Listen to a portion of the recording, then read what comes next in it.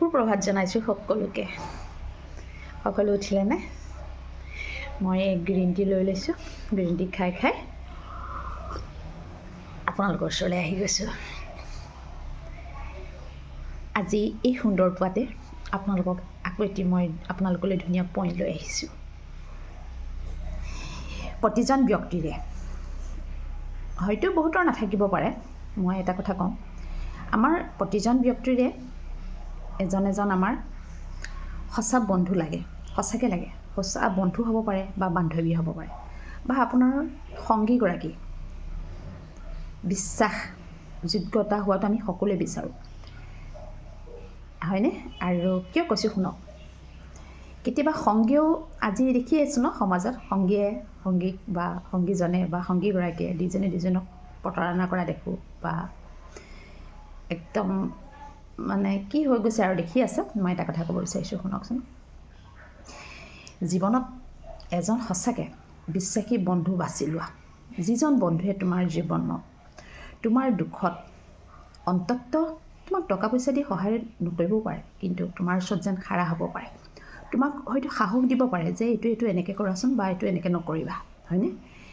কিয় কৈছোঁ শুনক, এনেকুৱা এজন সংগী থকাটো মই নিজে অনুভৱ কৰোঁ বহুত জৰুৰী। হয়তো আপোনাৰ সংগীজনো হ'ব পাৰে বা আপোনাৰ বন্ধু বান্ধৱীজনো হ'ব পাৰে। কিয় কৈছোঁ শুনকচোন, যদি আমাৰ সংগীজন যদি আমাৰ বিশ্বাসপাত্ৰ নহয়,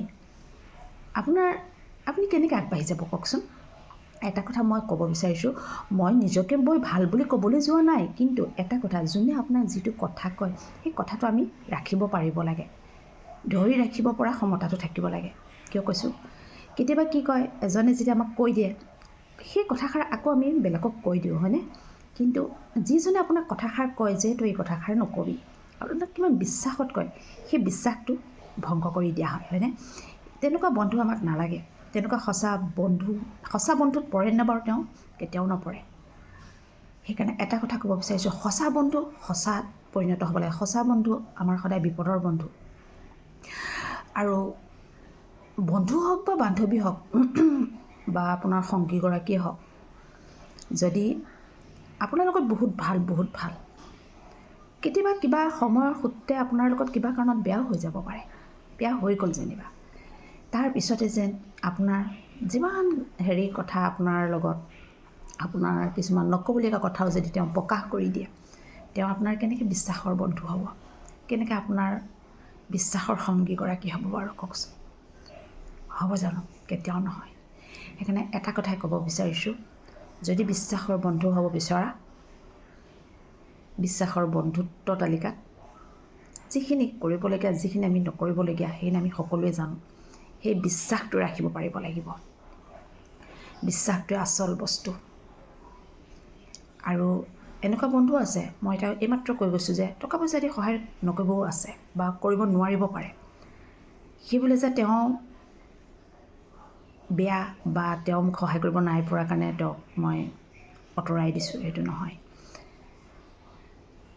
বিশ্বাসী বন্ধু এজন সদায় সৎ হয় আৰু তেওঁৰ কথা ধৰি ৰাখিব পৰা ক্ষমতাৰ শক্তি থকা ব্যক্তি এগৰাকী হয় তেওঁ। সেইকাৰণে এটা কথাই কৈছোঁ, জীৱনত বহুত জৰুৰী তেনেকুৱা এজন ব্যক্তি, বহুত জৰুৰী মই অনুভৱ কৰোঁ। আপোনালোকে অনুভৱ কৰে নাই? সেইকাৰণে এনেকুৱা এজন বিশ্বাসী বন্ধু লওক, যিজনে আপোনাৰ জীৱনত সদায় সততাৰে, সঁচা অৰ্থৰে আপোনাৰ লগত খাৰা থাকে। ঠিক আছে, নমস্কাৰ।